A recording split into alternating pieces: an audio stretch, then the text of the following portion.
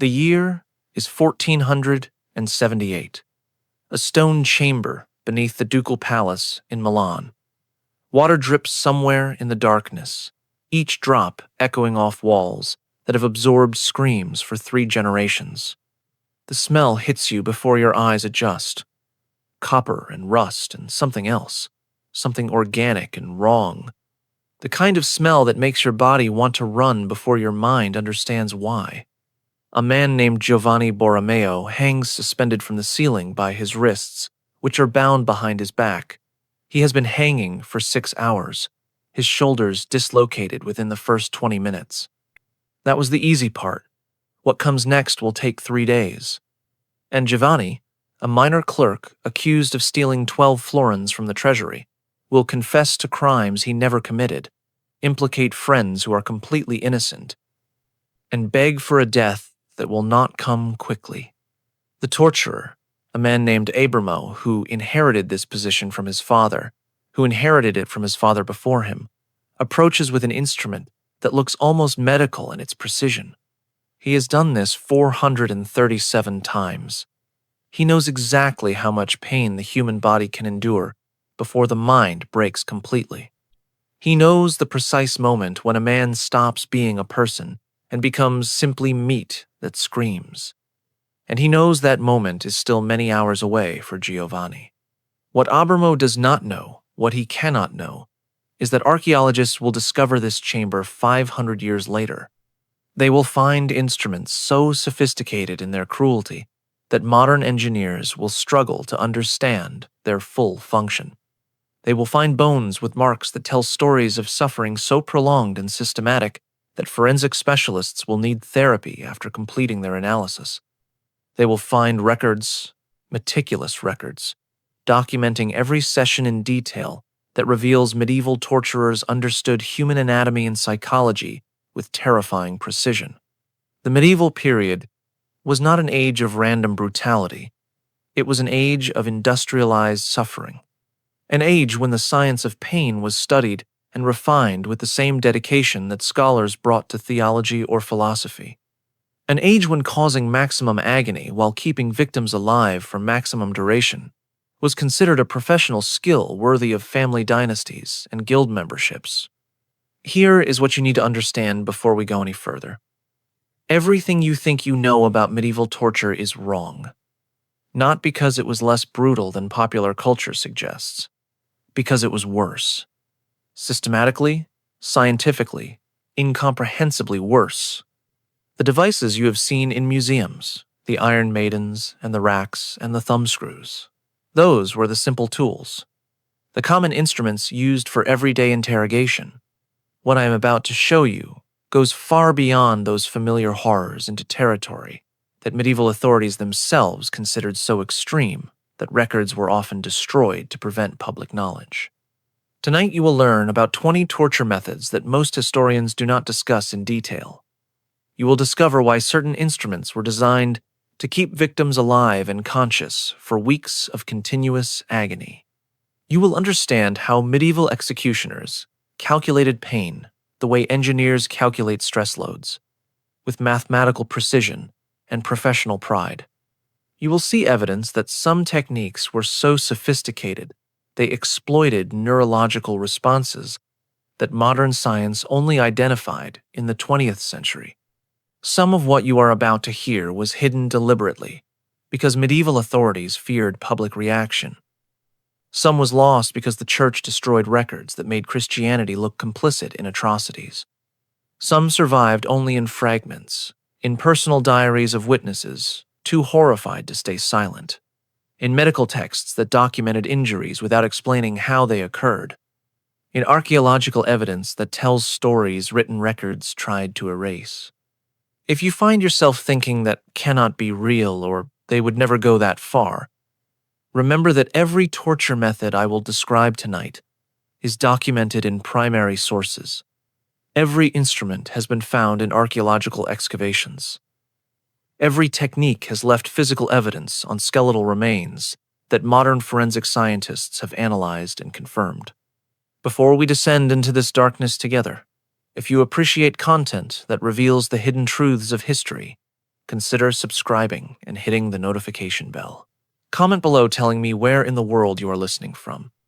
These stories deserve to be heard by everyone willing to confront what humanity is capable of when power operates without restraint. Let us begin with a torture method that most people have never heard of. A method so psychologically devastating that victims often went permanently insane before any physical damage occurred. You have heard of sleep deprivation as a torture technique. Modern interrogators use it. Governments have been condemned for it. But what medieval torturers discovered about sleeplessness went far beyond anything practiced today. The vigil was developed in Spanish monasteries during the 13th century, originally as a religious practice for monks seeking divine visions through extreme sleep denial. When the Inquisition formed in 1231, they recognized its potential and transformed spiritual discipline into systematic psychological destruction. A woman named Isabella de Cordoba became one of the first documented victims in 1247. She was accused of practicing Jewish rituals in secret, a capital offense in medieval Spain. The inquisitors wanted names. They wanted her entire network of secret Jews exposed. Isabella refused to confess because she was genuinely Catholic and had committed no crime. For the first 3 days, guards simply prevented her from sleeping by poking her with sticks whenever her eyes closed. This was the crude beginning. By day 4, Isabella was hallucinating, seeing demons in the corners of her cell, hearing voices that commanded her to confess. By day 7, she no longer recognized her own children when they were brought to visit her. By day 9, she confessed to crimes that were physically impossible, describing rituals that no actual Jewish practice included, naming people who did not exist, providing an elaborate fantasy that her broken mind generated to make the sleeplessness stop. But here is what made the vigil truly horrific. The inquisitors did not accept her confession. A confession obtained under torture was considered unreliable, so they let Isabella sleep for 2 days, waited for her mind to partially recover, and then asked her to confirm her confession voluntarily. When she recanted, explaining that she had invented everything to end the torment, they began the vigil again. This cycle repeated for 11 weeks. Sleep deprivation until psychosis. Brief recovery. Request for confirmation. Recantation. More. Sleep deprivation. By the end, Isabella existed in a state that modern psychiatrists would recognize as permanent dissociative disorder. She confirmed her confession not because she was tortured into it, but because she genuinely no longer knew what was real. She had confessed so many times that the false memories had overwritten her actual memories. She believed she was guilty because her mind could no longer access the truth. The vigil was eventually refined to include sensory elements that accelerated breakdown. Victims were placed in cells with constant dripping water, irregular loud noises, flickering lights. The unpredictability prevented adaptation. The body could not adjust to a pattern because there was no pattern. Modern research has confirmed that unpredictable stress causes more psychological damage than predictable stress of greater intensity. Medieval torturers discovered this through experimentation 5 centuries before psychology existed as a discipline. Records from the Toledo Inquisition show that the vigil had an 89% confession rate, compared to 63% for physical torture alone. More importantly, vigil confessions were considered more legally valid because victims appeared to confess voluntarily after their recovery sleep. The technique was so effective that it spread across Europe within decades, adopted by secular authorities who recognized its power. What happened to Isabella de Cordoba? She was burned at the stake in 1248 after confirming her confession. Her children were taken by the church. Her property was seized. And her case became a template that would be applied to thousands of other victims over the following 3 centuries. But the vigil was considered a gentle method. What comes next was reserved for cases requiring more aggressive interrogation. The instrument looked almost elegant. Polished metal shaped like a pear, small enough to fit in a torturer's palm, with a screw mechanism at the base that caused 4 segments to separate when turned. Museums display these objects with clinical descriptions that fail to convey their actual purpose. The pear of anguish was inserted into body cavities. For men accused of homosexuality, it was rectal. For women accused of sexual crimes, it was vaginal. For those accused of heresy or blasphemy, it was oral. Once inserted, the torturer would slowly turn the screw, expanding the segments millimeter by millimeter until tissue tore. A court record from Lyon dated 1326 describes the interrogation of a woman named Marguerite accused of adultery. The document is clinical in its detail, recording that the pear was expanded over a period of 4 hours, with expansion halted whenever Marguerite lost consciousness and resumed once she was revived. The stated purpose was to extract the names of other adulterous women in the city.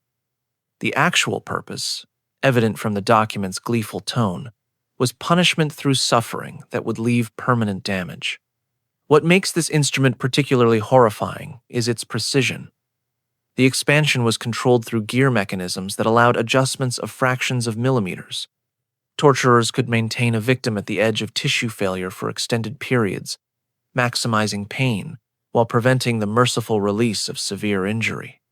Some variants included spikes on the expanding segments that would embed in flesh, making any movement by the victim cause additional damage. Modern gynecologists who have examined surviving peers have noted that the design exploits anatomical knowledge that was supposedly beyond medieval medical understanding. The instruments were engineered to apply pressure to nerve clusters while avoiding major blood vessels that would cause rapid death. This was not random cruelty. This was cruelty designed with anatomical expertise. The pear existed in multiple sizes for different applications. Oral pears were larger with blunted edges designed to dislocate the jaw when fully expanded. Smaller variants were created for what records euphemistically call application to extremities, meaning fingers, toes, ears, and other body parts with concentrated nerve endings. A craftsman in Venice named Lorenzo Berti became famous for producing custom pears commissioned by nobility who wanted instruments suited to specific purposes. His workshop records, discovered in 1973, show orders specifying dimensions, expansion ratios, and surface textures. Some clients requested religious imagery engraved on the segments so that victims would see saints and angels as the instrument destroyed them from within. The psychological element was considered as important as the physical damage. Victims were often shown the pear before interrogation began, told in detail what would happen, and given the opportunity to confess before insertion. Many confessed immediately. Those who did not face the reality that this instrument created damage that never fully healed. Survivors carried permanent injuries that marked them for life, physical evidence of their encounter with authority that could never be hidden or denied. What you need to understand is that the pear was not exceptional. It was standard equipment in most European judicial torture chambers by the 14th century. The next method was reserved for crimes considered even more serious. Imagine a wooden pyramid, roughly 3 feet tall, mounted on a sturdy frame with ropes and pulleys attached to the ceiling above it. Now imagine being stripped naked, suspended by harnesses around your arms and legs, and slowly lowered onto the pyramid's point. The Judas cradle worked through body weight. Victims were lowered until the pyramid's apex pressed against their most sensitive areas, then left to hang with just enough support that their full weight was not immediately applied.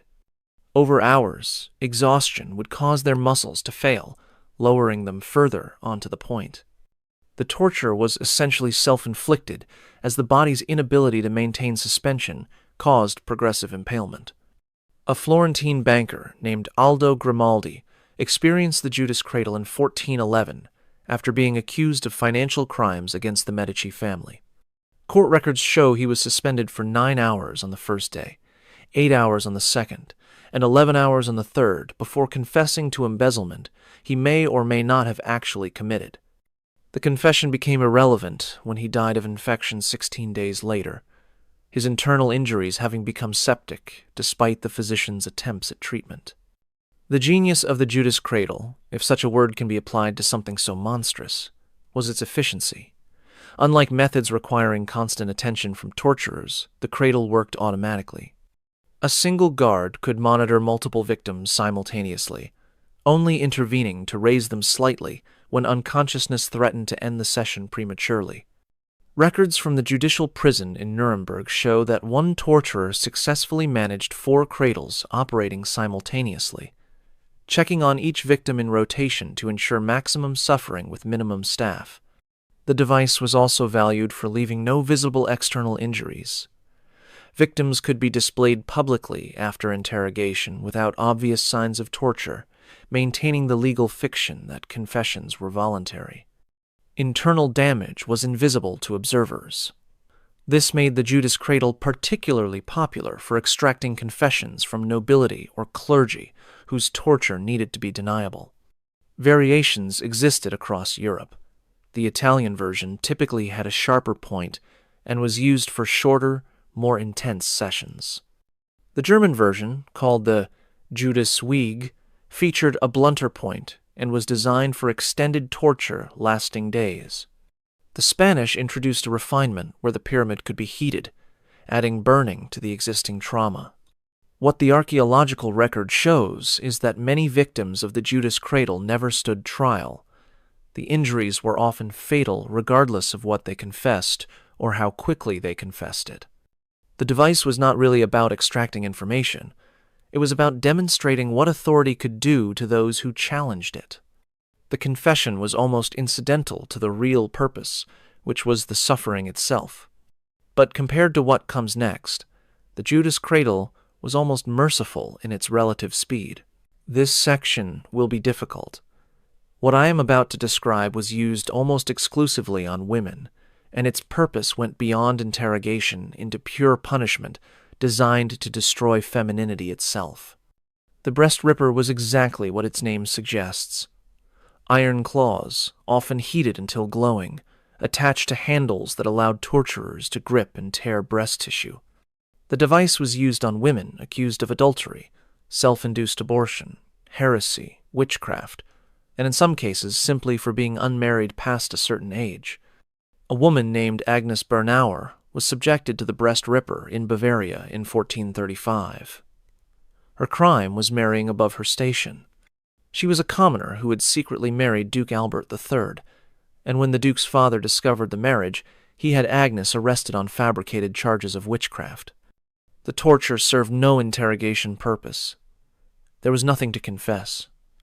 The breast ripper was pure punishment for the crime of being a woman who had risen above her assigned place. Agnes survived the initial torture, but was then drowned in the Danube, her mutilated body displayed as a warning to other women who might imagine themselves worthy of nobility. Her story became legend in Bavaria, though the legend typically romanticizes the drowning while omitting the torture that preceded it. The breast ripper existed in 2 main variants. The spider was a fixed-position device mounted on walls where women were pressed against the claws. The less sophisticated version was handheld, allowing torturers to attack from multiple angles. Both versions were often heated before use, combining tearing with burning. What made this device particularly cruel was that it targeted anatomy associated with nurturing and femininity. The destruction was symbolic as much as physical. Women who survived, and some did, bore scars that marked them permanently as fallen, as punished, as objects of public shame. In an era when women's value was tied to marriage and motherhood, the breast ripper destroyed both possibilities while leaving victims alive to experience the social consequences. Church records from the witch trial period show the breast ripper was used during interrogation to encourage confessions, but it was also prescribed as punishment after conviction. A woman could be found guilty of witchcraft, sentenced to burning, and also sentenced to the breast ripper before execution, as additional punishment for particularly severe crimes like allegedly causing crop failures or childhood deaths. The gender specificity of this torture reveals something important about medieval justice. Torture was not applied equally. Women faced instruments designed specifically to attack their bodies in ways that men did not. The breast ripper had no male equivalent because the torture was not just about pain. It was about destroying womanhood, specifically about punishing female bodies for being female bodies that had somehow transgressed. We need to continue, but the instruments become more elaborate from here. If you have heard of medieval torture, you've probably heard of breaking on the wheel, but the reality of this punishment was far more systematic and prolonged than popular depictions suggest. The condemned was stripped and spread across a large wooden wheel, with arms and legs extended along the spokes. The executioner then used a heavy iron hammer or wheel to systematically break every major bone in the body. The sequence was precise and followed written protocols that varied by region. In the German territories, the standard sequence was ankles first, then shins, then knees, then thighs, then pelvis, then forearms, then upper arms, then hands. Each bone was struck 3 times with carefully measured force designed to fracture without severing. The entire process took between 45 minutes and 2 hours, depending on the executioner's skill and the desired level of suffering. A man named Peter Stump was broken on the wheel in Bedburg, Germany in 1589. His crime was supposedly being a werewolf, but his actual crime was probably being an unpopular outsider during a period of hysteria. The court record describes his execution with disturbing precision. First, his skin was torn with red-hot pincers in 10 separate places. Then his limbs were broken on the wheel. Then his arms and legs were removed with an axe. Only then was he beheaded, and finally his body was burned. The entire execution took approximately 3 hours. Stump was conscious for most of it. The wheel was specifically designed to inflict maximum damage while avoiding rapid death.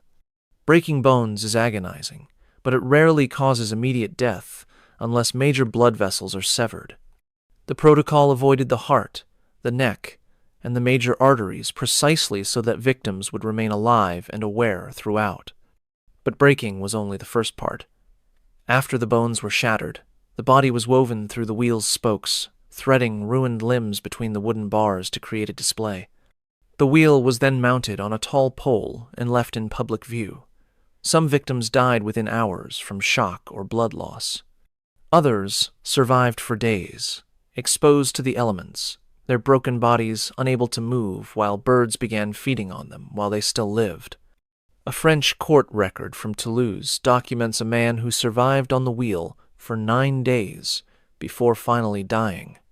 Each day, a priest visited to offer him the opportunity to confess additional sins and receive final absolution. Each day, he was technically alive, though beyond any possibility of recovery.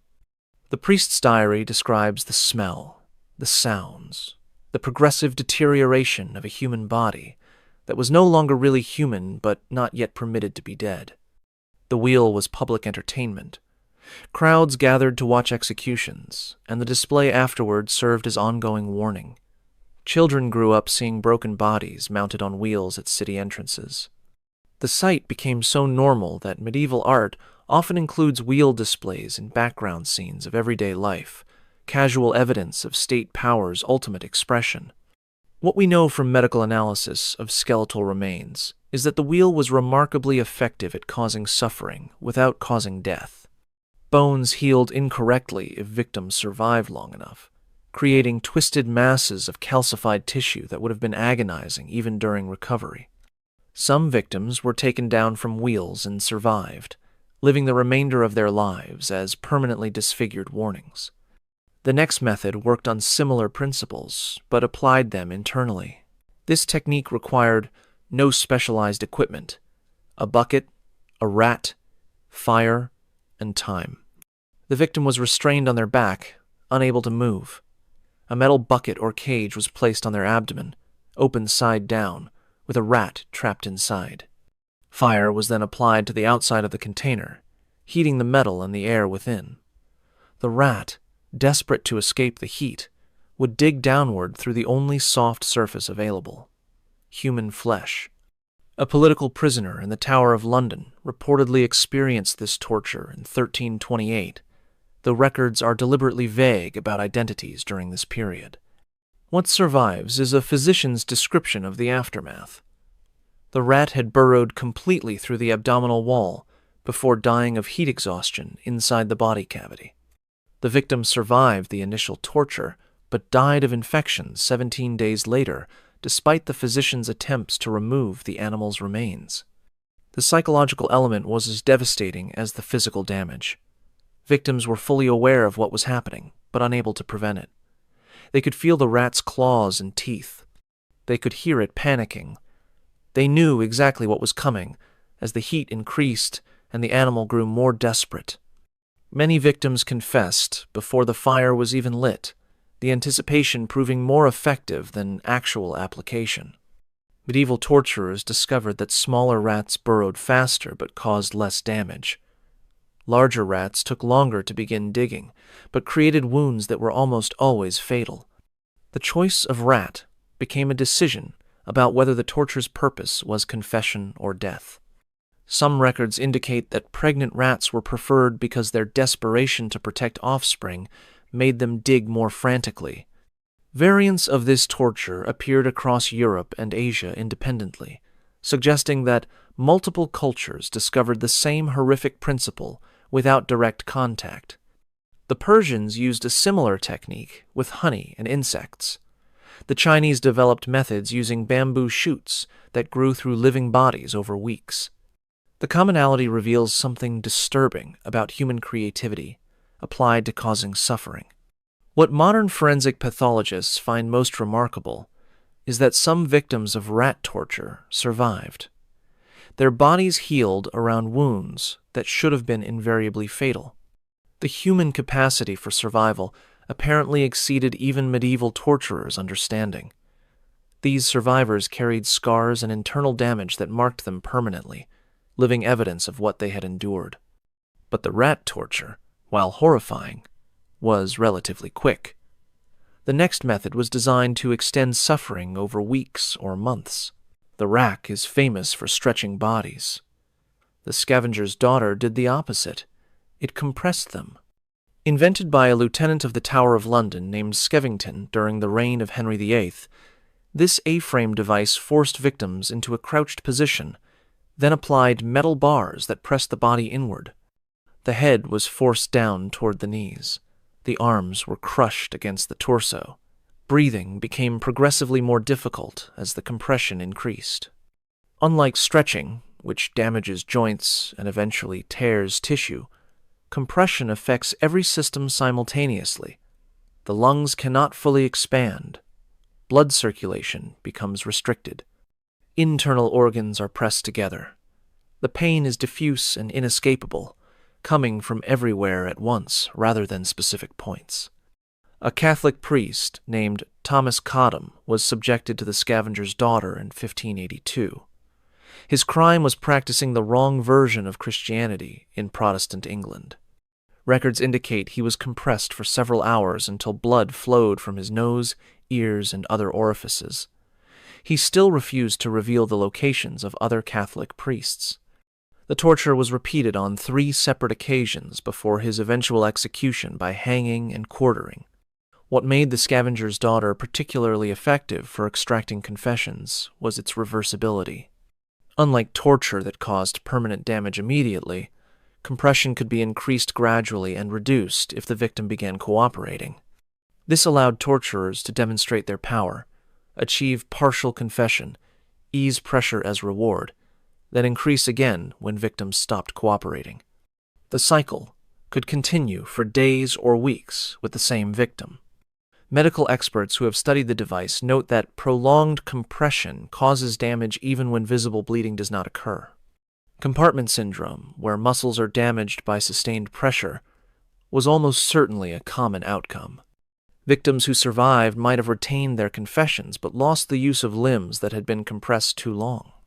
The scavenger's daughter was considered a more refined torture than the rack, appropriate for higher status prisoners whose screams might cause political complications if too extreme. A gentleman could be compressed silently in ways that stretching, with its dramatic joint dislocations and tearing sounds, could not achieve. The device was torture, made discreet, invisible suffering that left fewer marks and attracted less attention. What follows is a method that combined physical and psychological torture in ways the scavenger's daughter could not match. Simplicity can be more terrifying than complexity. The heretic's fork was simply a metal rod with two pronged forks at each end. It was worn by victims with one fork pressed under the chin and the other against the sternum, held in place by a leather strap around the neck. The forks prevented any movement of the head or neck. Looking down pushed the lower fork into the chest. Looking up drove the upper fork into the throat. Speaking caused both forks to dig into flesh. Swallowing did the same. Even breathing required careful control to minimize the constant pressure of metal against skin. Victims wearing the heretic's fork could not sleep because any relaxation of neck muscles caused injury. They could not eat because chewing was impossible. They could not speak to confess even if they wanted to. They existed in a state of exhausted tension, every moment requiring conscious effort to avoid additional pain. A woman accused of witchcraft in Bavaria in 1590 wore the heretic's fork for 11 days before her execution. Court records note that by the end she could no longer stand, could not speak coherently, and had lost significant blood from wounds where the forks had slowly pressed through skin into underlying tissue. She confessed by nodding, the only movement that did not cause the forks to dig deeper. The heretic's fork was often engraved with the Latin word abjuro, meaning I recant. Victims would see this word constantly during their ordeal, a reminder that confession would end the suffering. The psychological pressure of escape being so close, requiring only capitulation, combined with the physical reality that speaking to recant would cause immediate additional pain. The device created a trap where relief required action that itself caused suffering. What made the fork particularly useful for authorities was that it required minimal supervision. A victim could be fitted with the device and left for days, checked periodically but not requiring constant attention. One guard could monitor dozens of fork prisoners simultaneously.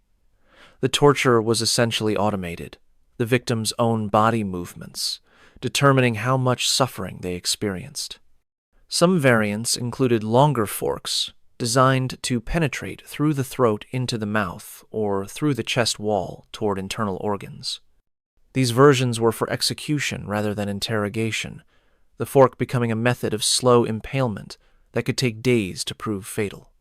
The design principle behind the fork, using the victim's body against itself, appears again in the next method, but applied to an entirely different part of anatomy. The device resembled a vice, two wooden blocks faced with metal spikes positioned to grip the knee from above and below. A screw mechanism drew the blocks together with irresistible force. The spikes penetrated flesh first, then cartilage, then bone. Unlike crushing injuries that are immediately catastrophic, the knee splitter worked gradually. Torturers could increase pressure to the point of maximum pain, then hold that position for hours before continuing. The knee, with its complex arrangement of bones, cartilage, and ligaments, provided numerous stages of destruction, each accompanied by distinct sensations that victims could not help but feel in terrible detail. A Protestant reformer named Balthasar Hubmaier was subjected to the knee splitter in Vienna in 1527. His interrogators wanted names of other Anabaptists, locations of secret meeting places, and details of their heresies. The records indicate that Hubmaier initially resisted, but eventually provided extensive information after both knees were destroyed. He was then burned at the stake, unable to stand for his own execution. The knee splitter was valued for creating permanent disability without causing death. A prisoner could be tortured to extract information, then kept alive for trial, conviction, and public execution. The destroyed knees served as visible evidence of interrogation that spectators at executions would see and understand. The message was clear. Even before being killed, this person was broken by state power. Variants of the device existed for other joints. Elbow splitters, ankle splitters, and wrist splitters all operated on the same principle but targeted different anatomy. Some torturers developed sequential approaches, destroying joints one by one over multiple sessions, giving victims time to anticipate what was coming next. The waiting, knowing exactly what the next session would bring, was considered part of the torture. Modern orthopedic surgeons who have examined medieval splitter devices note that they were engineered with understanding of joint anatomy that should not have existed given the era's official medical knowledge. The spike placement targeted specific structures in ways that suggest either extensive experimentation or access to anatomical information that the Church officially suppressed. What we know about victims of joint splitters comes primarily from skeletal remains. Bones show evidence of crushing, followed by attempted healing, indicating survival long enough for the body to begin repair processes. The twisted calcified masses that formed around destroyed joints would have been sources of chronic pain for the remainder of victims' lives, however long or short those lives proved to be. The next method also targeted specific body parts, but with different objectives. Speech is the primary way humans express thought. Control speech, and you control thought's expression. Eliminate speech entirely, and you eliminate the person's ability to participate in human society. The tongue-tierer was designed to permanently silence. Metal tongs with roughened gripping surfaces were forced into the mouth, clamped around the tongue, and used to pull the organ out as far as possible. Then either a blade or the tongs themselves were used to remove it entirely. This was typically punishment rather than torture for confession, since victims could not speak to confess once the procedure began. It was applied to those convicted of blasphemy, heresy, lying under oath, or speaking against authority. The goal was not information extraction, but permanent marking and silencing of those deemed too dangerous to allow continued speech. A preacher named Michael Sattler had his tongue torn out in Rottenburg in 1527 before being tortured further and burned alive. His crime was teaching Anabaptist beliefs that challenged both Catholic and mainstream Protestant doctrine. The tongue removal ensured he could not preach to the crowds that gathered to watch his execution. Authorities feared his words might inspire others even as he died. The tongue was sometimes removed only partially, leaving enough that victims could survive but not speak coherently. This created a permanent underclass of the maimed, people who could be identified immediately by their inability to communicate, who served as living warnings about the consequences of improper speech. Medieval cities contained numerous tongue removal survivors who begged on streets, their mutilation advertising state power constantly. What modern linguists and speech pathologists note is that tongue removal does not simply prevent speech. It affects eating, swallowing, and breathing. Victims often died from aspiration, accidentally breathing food or liquid into their lungs, because the tongue's role in directing swallowed material to the stomach rather than the airway was eliminated. Those who survived faced lifetimes of difficulty with basic functions that tongued people never consciously consider. The tongue-tierer represents a category of torture designed not for interrogation but for marking. The next method belongs to the same category but affected a more visible part of anatomy. Courts throughout medieval Europe used ear removal as a standardized punishment. For a first offense of certain crimes, 1 ear. For repeated offenses, both. The marks were permanent and impossible to hide, creating instant identification of criminals wherever they went. The instruments used varied from simple blades to specialized shears designed to remove the entire outer ear in a single motion. Speed was not mercy, but efficiency. Executions were public spectacles with schedules to maintain. An executioner who took too long on ear removal delayed the rest of the proceedings. A thief in London named John Whiting lost his first ear in 1472 for stealing bread. Records show he lost the second in 1475 after being caught stealing again. He survived both procedures, but vanished from historical records afterward. Without ears, he would have been visibly marked as a criminal everywhere he went. Employment, housing, normal participation in society would have been nearly impossible.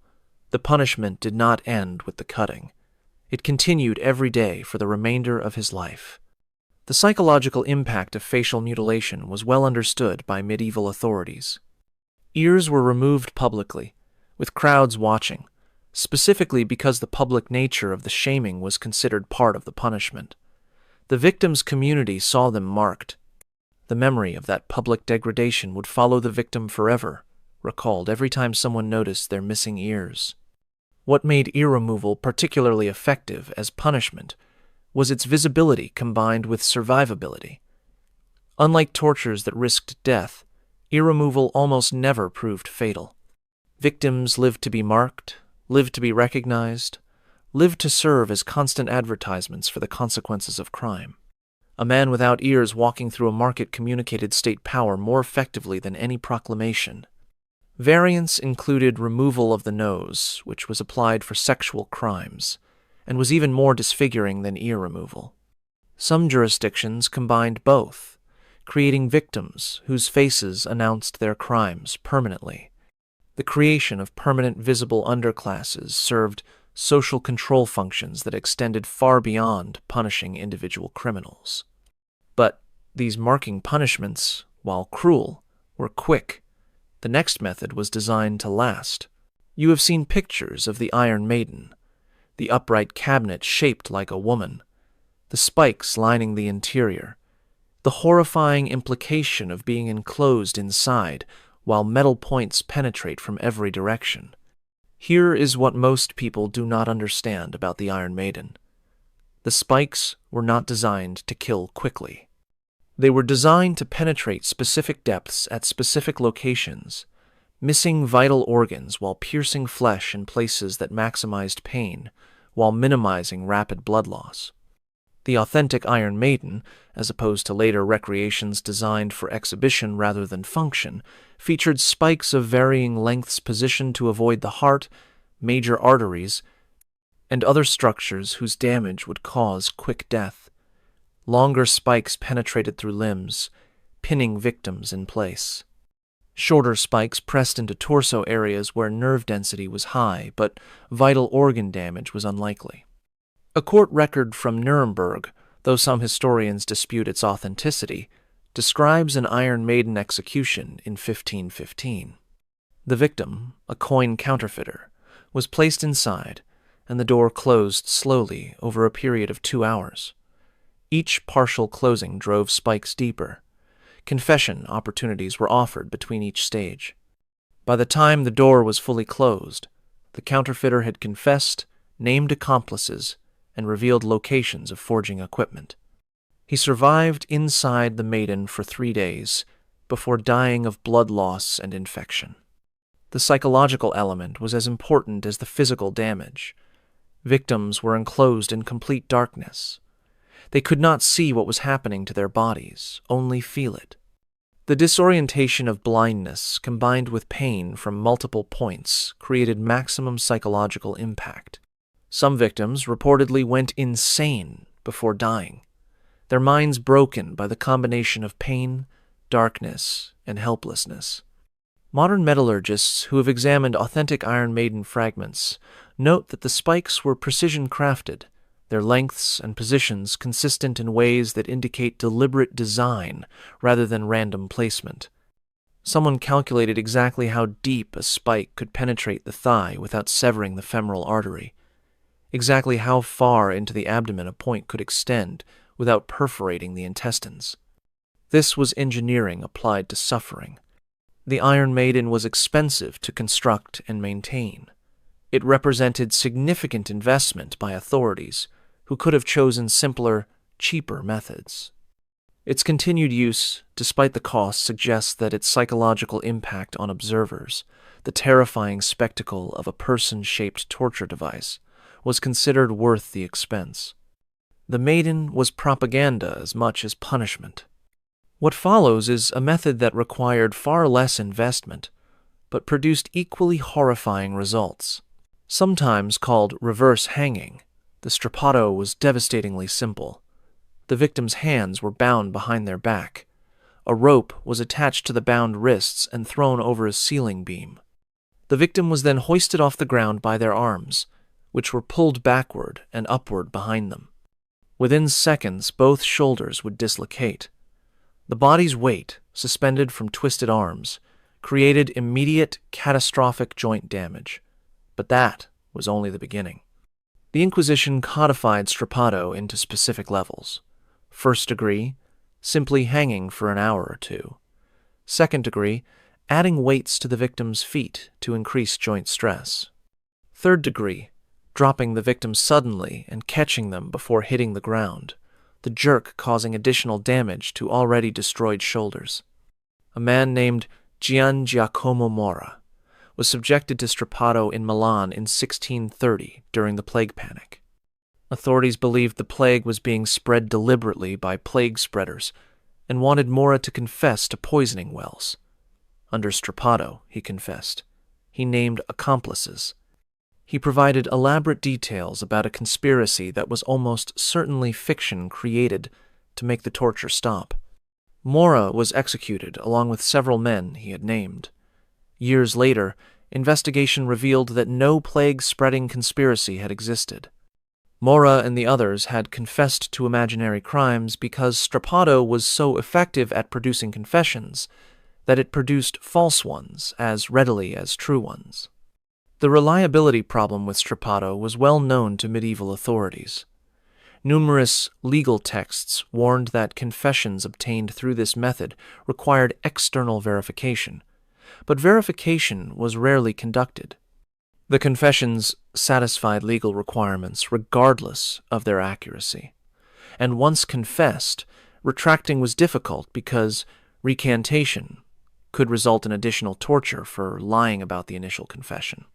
Modern orthopedic surgeons describe the damage from strappado as permanent and progressive. Even without weights or drops, simple suspension quickly causes nerve damage, muscle tears, and ligament rupture.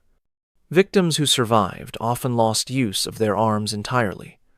The joints never healed correctly. Even victims who were ultimately found innocent carried permanent disability from interrogation. The strappado required minimal equipment and could be set up anywhere with a suitable ceiling. Its simplicity made it ubiquitous. Every jurisdiction had the capability. The technique was so common that medieval artists depicted it in manuscript illustrations with the casual familiarity of depicting farming or craftsmanship. Torture was simply part of how society functioned. The next method was more elaborate, but served similar functions. Waterboarding is modern terminology for an ancient practice.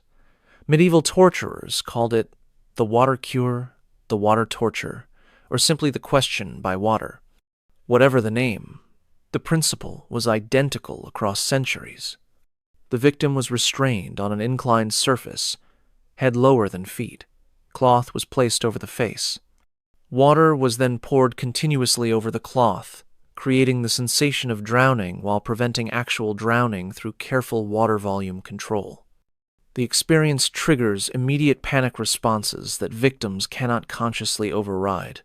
The body believes it is dying. The mind follows.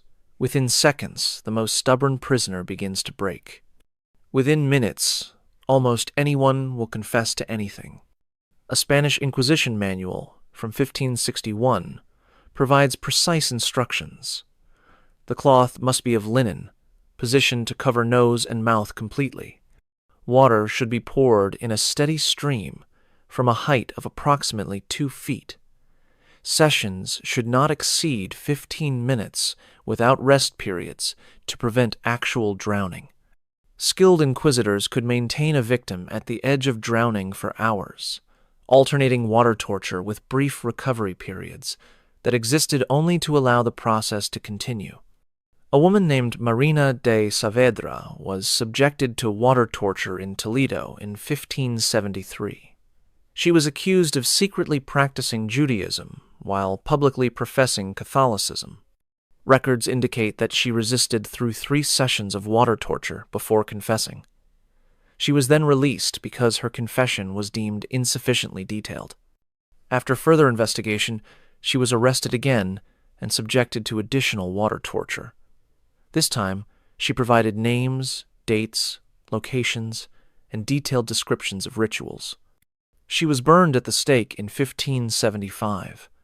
The water torture was considered one of the more reliable methods because it left no visible marks. Unlike techniques that scarred or maimed, water torture allowed victims to appear in court apparently unharmed. The legal fiction that confessions were voluntary could be maintained more easily when confessors showed no obvious signs of physical damage. What modern neuroscientists understand about water torture is that it exploits involuntary panic responses hardwired into the brainstem. The drowning sensation triggers survival mechanisms that bypass conscious thought entirely. Victims cannot decide to resist because the responses are not under conscious control. The torture essentially removes agency, reducing victims to biological systems, responding automatically to perceived threat of death. Medieval torturers discovered this through experimentation centuries before the neuroscience existed to explain it. They knew water torture was effective against even the most resistant subjects without understanding exactly why. The knowledge was practical rather than theoretical. The next method targeted a different involuntary response. Heat causes pain that intensifies exponentially. A temperature that is uncomfortable becomes agonizing with additional degrees. A temperature that is agonizing becomes unbearable. And somewhere beyond unbearable, the body begins to cook. The burning chair was exactly what it sounds like. A metal chair heated from below by fire. Victims were strapped into the chair naked, and the heat was increased gradually over hours. The metal never became hot enough to cause immediate burns. It simply grew warmer and warmer until sitting became impossible to endure. A German manual for executioners from the 16th century specifies temperature progressions. Begin with coals that make the metal warm to touch. Add coals every quarter hour until the metal becomes too hot to touch comfortably. Continue until the metal would burn an unprotected hand immediately. At this temperature, maintain heat for questioning. Reduce heat if confession seems imminent. Increase if resistance continues. A man named Heinrich Kramer experienced the burning chair in Cologne in 1529. His crime was printing Protestant pamphlets. Records indicate the chair reached temperatures where his flesh began to adhere to the metal, tearing when he attempted to shift position. He confessed after approximately 4 hours. His legs below the knees were permanently damaged. He was executed by burning 2 days later, the irony of burning a man whose flesh had already partially cooked apparently lost on authorities. The burning chair exploited the progressive nature of heat damage.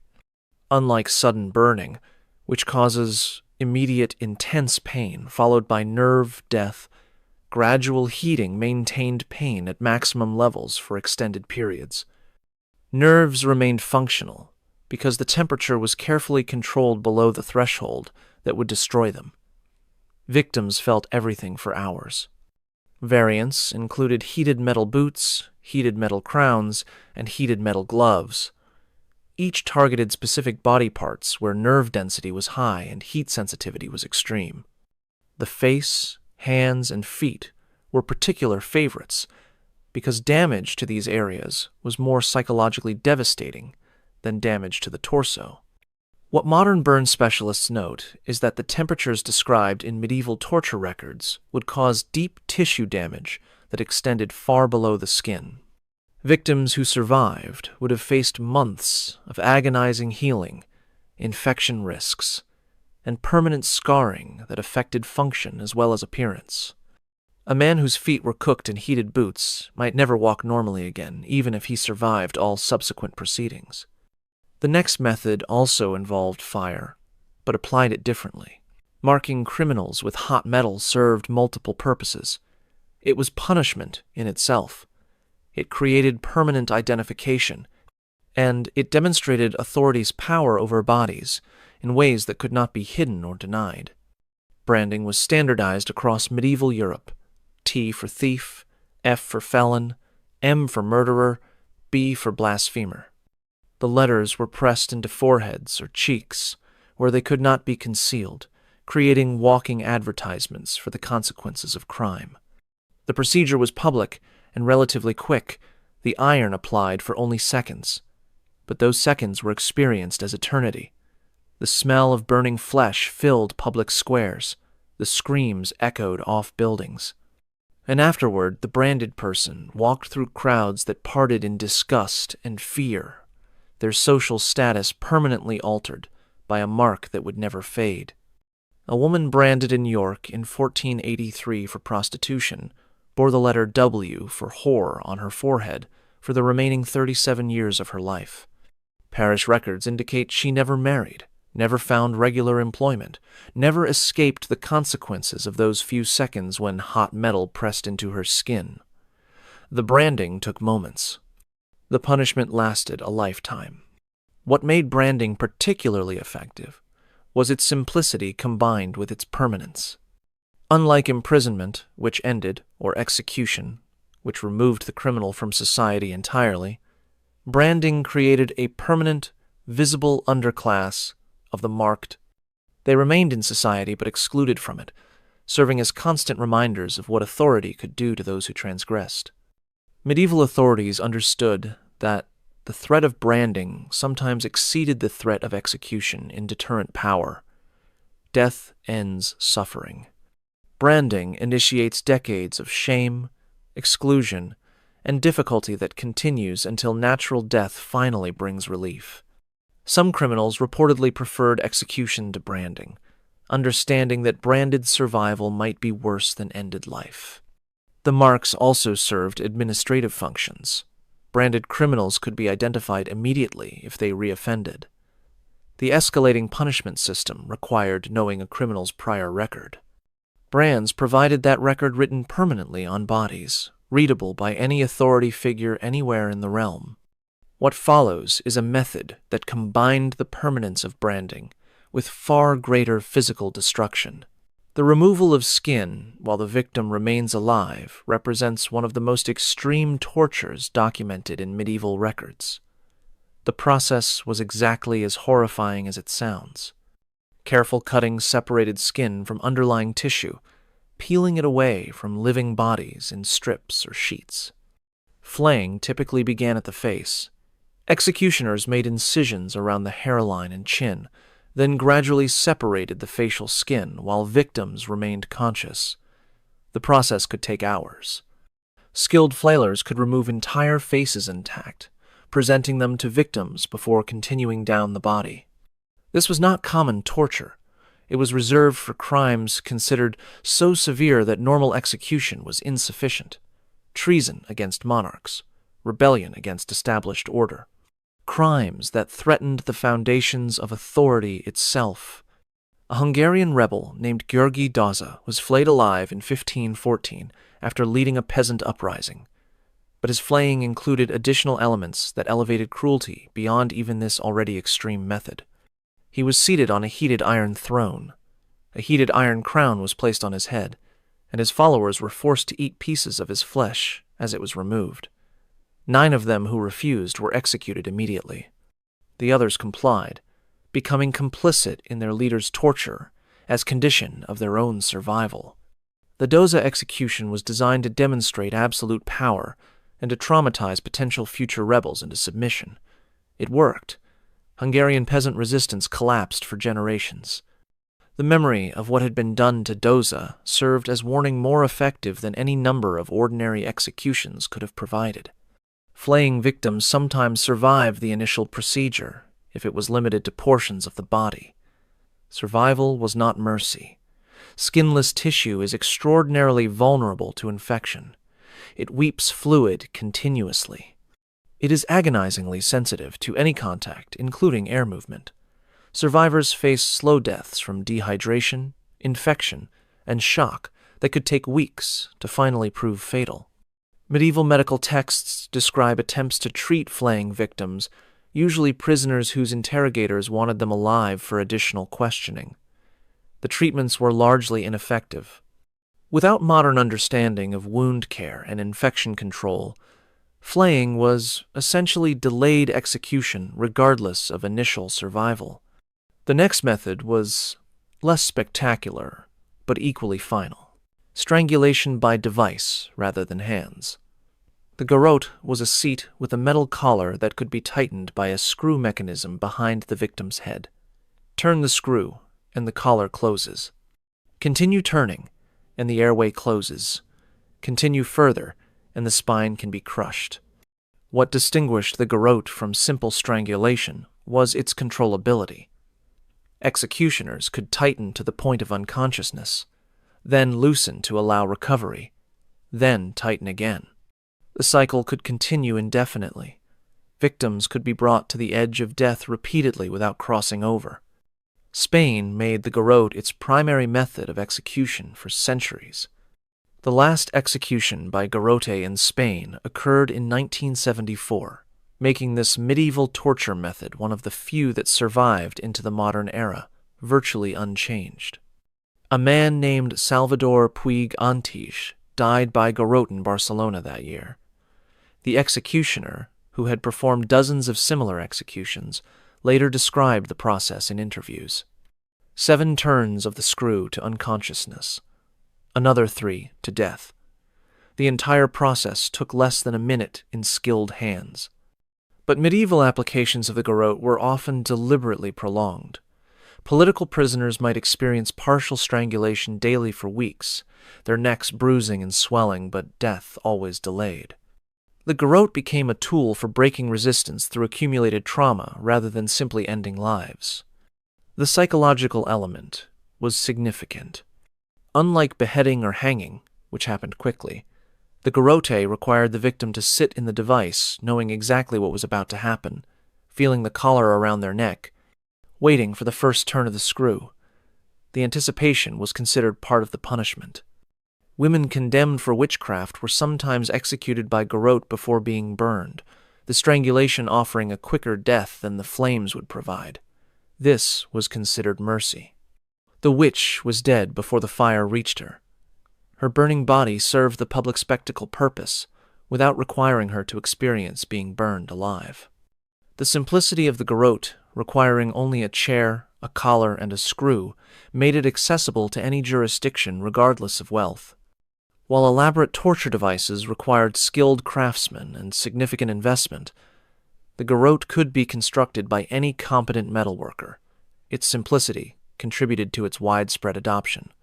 What remains to be discussed includes methods that were designed for specific purposes beyond simple punishment or interrogation. Division of the body through sawing was reserved for crimes considered so extreme that the criminal was not entitled to die as a single unit. The saw represented complete destruction, the body divided into pieces that could never be reassembled, the person literally unmade. The victim was suspended upside down, which served multiple functions. Blood rushed to the head, keeping the brain oxygenated and the victim conscious longer. The inverted position was inherently degrading, and the sawing could begin at the groin, the most psychologically devastating starting point, while the victim watched their own body being divided. A traitor in medieval Germany was reportedly sawed completely in half over a period of 2 hours. The inverted suspension meant he remained conscious until the saw reached his midsection, aware of every stroke as the blade worked through him. Witnesses described his screams changing in character as the saw progressed, from obvious agony to sounds that seemed barely human by the end. The saw was public spectacle at its most extreme. Crowds gathered to watch criminals unmade, to see the human body revealed in its constituent parts, to witness authorities' power to reduce persons to meat. The trauma inflicted on observers was part of the purpose. Citizens who had watched a sawing were unlikely to forget the consequences of crimes that merited such punishment. Medieval art sometimes depicts sawing with disturbing matter-of-factness, the executioners going about their work with the same professionalism as butchers preparing livestock. The comparison was intentional. Criminals who merited sawing had forfeited their humanity.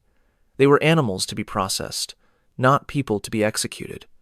What forensic pathologists note about sawing is that the wounds are remarkably clean compared to hacking or tearing. The slow back-and-forth motion cuts through tissue with minimal splintering of bone. This means victims experienced clear, defined pain rather than the more chaotic sensations of rapid dismemberment.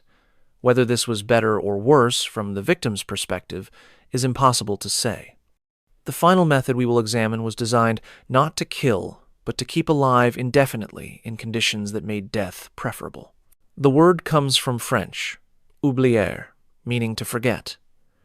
The oubliette was a dungeon designed for forgetting, a hole in the ground where prisoners were dropped and left until they died. The dimensions were precise in their cruelty. Too small to lie down fully, too low to stand upright. The prisoner could only crouch or curl, unable to ever straighten their body completely. The hole was typically covered with a metal grate that let in minimal light and allowed guards to drop food and water occasionally if they remembered, or felt inclined, or could be bothered. Some oubliettes were completely lightless, sealed chambers where prisoners existed in absolute darkness until death. Others featured the grate, allowing prisoners to hear footsteps above them, voices of the living, reminders of the world they would never rejoin. The partial connection to life above was arguably worse than complete isolation. A political prisoner in France was discovered in an oubliette when his castle was captured by enemies in 1371. Records indicate he had been imprisoned for 8 years. His legs no longer functioned from years of inability to straighten them. His eyes could not tolerate light. His mind had deteriorated to the point that he could not identify himself or explain why he had been imprisoned. He was released by his rescuers but died within 6 months, his body and mind too damaged by confinement to survive freedom. The oubliette required no active torture. The imprisonment itself was the torture, continuing day after day, year after year, with no end except death. Guards did not need to do anything to their prisoners. The architecture itself inflicted suffering continuously without human intervention. Medieval castles throughout Europe contained oubliettes, some of which were only discovered during modern excavations. Archaeologists have found skeletal remains in these forgotten dungeons, prisoners who died alone in darkness and whose bodies were never retrieved. Some oubliettes contain multiple sets of remains, suggesting new prisoners were simply dropped on top of previous occupants' bones. What psychologists note about extended isolation in confined spaces is that it causes psychological damage that can exceed even severe physical torture. The human mind requires stimulation, social contact, the ability to move through space. Deny these completely for extended periods, and the mind begins to consume itself, generating hallucinations, fragmenting identity, destroying the coherent self that makes a person a person. The oubliette was arguably the cruelest torture because it required nothing except time and darkness, resources that cost authorities nothing to provide. A prisoner in an oubliette could be forgotten, literally, their existence requiring no ongoing investment, their suffering continuing automatically until biology finally provided the release that mercy would not. You have now learned about 20 torture methods that medieval authorities used systematically across centuries. The question that remains is why this matters beyond historical curiosity. The answer is that these techniques never entirely disappeared. They evolved. They were adapted. They continued under different names in different contexts. Water torture is used today under the name waterboarding. Sleep deprivation is documented in modern detention facilities. Stress positions that exploit the body's inability to maintain certain postures indefinitely appear in interrogation manuals that were written in this century. The isolation and sensory deprivation of oubliettes continues in solitary confinement practices that psychologists now recognize as torture. The medieval period is not safely distant history. It is the foundation on which modern systems of punishment were built. Understanding what torturers did in the past helps us recognize when similar things are being done in the present, under different names and different justifications. The bureaucratic normalization of torture that medieval records reveal also continues. The careful documentation, the legal frameworks that permitted atrocity, the professional training of those who inflicted suffering, all of these have modern parallels. Torture becomes possible when it becomes administrative, when it is conducted according to procedures and protocols rather than recognized as the fundamental violation of human dignity it actually represents. Modern forensic archaeology continues to discover evidence of torture that was hidden or denied. Mass graves yield bones with marks that tell stories of systematic cruelty. Prison sites reveal architecture designed for suffering. Archives release documents that confirm what authorities claimed never happened. The victims of medieval torture deserve to be remembered because their suffering was real. But they also deserve to be remembered, because remembering them helps us recognize when new victims are being created through similar methods. The technology changes. The fundamental dynamics of power, expressing itself through inflicted pain, remain remarkably constant. Every torture method I described tonight was considered legal by the authorities who employed it. Legal frameworks authorized the suffering. Religious institutions sanctioned it. Crowds attended public tortures as entertainment. The normalization of atrocity is perhaps the most disturbing pattern that emerges from this history, more disturbing even than the individual cruelties themselves. We like to believe that we are more civilized now, that modern societies have evolved beyond medieval brutality, but the evidence suggests otherwise. The capacity for systematized cruelty exists in every human society. What varies is whether that capacity is constrained by laws, customs, and institutions that recognize fundamental human dignity, or unleashed by systems that prioritize authority's power over individuals' bodies. Medieval torture victims often died, knowing that their suffering was officially sanctioned, that no one would face consequences for what had been done to them, that their torment was considered righteous by the society that inflicted it. That knowledge may have been the worst torture of all. I began tonight with Giovanni Borromeo, a clerk accused of stealing 12 florins, hanging by dislocated shoulders in the darkness beneath a palace. I told you that archaeologists would find instruments and bones 500 years later that would tell his story and thousands of others. What those archaeologists actually found, and what we have explored tonight, is evidence of industrial-scale suffering conducted with professional precision by authorities who documented their methods carefully because they saw nothing wrong with what they were doing. They were administering justice. They were extracting truth. They were maintaining order.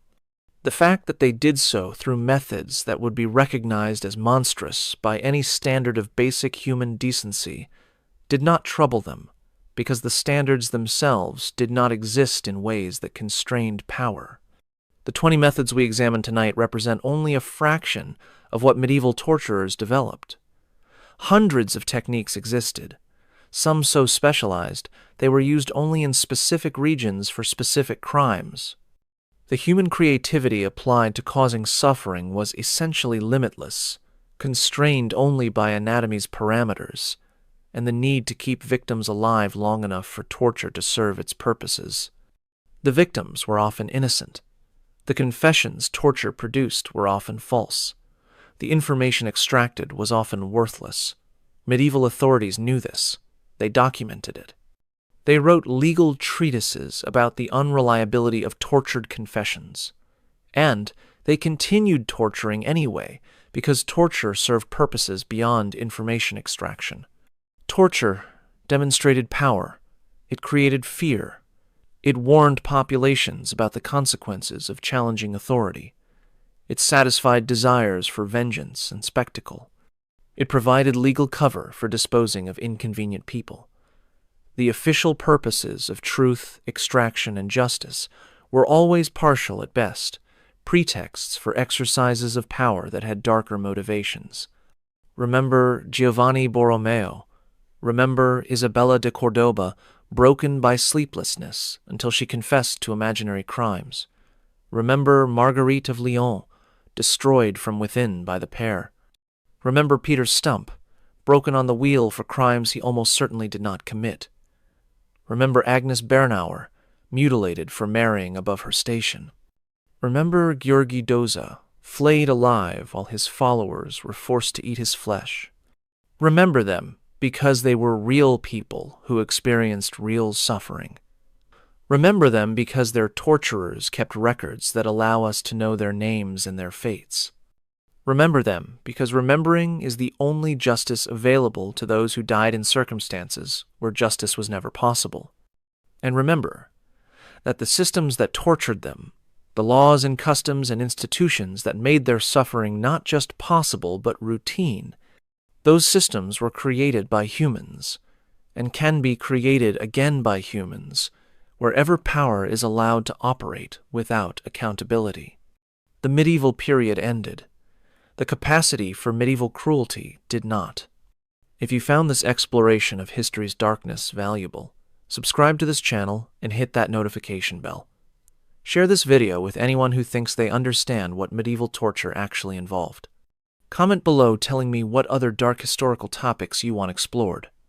These stories matter because understanding how atrocity becomes normalized is the first step toward preventing it from becoming normalized again. These victims matter because their suffering was real and should not be forgotten simply because it is uncomfortable to remember. See you in the next video, where we will continue uncovering the buried truths that reveal what power does when nothing constrains it.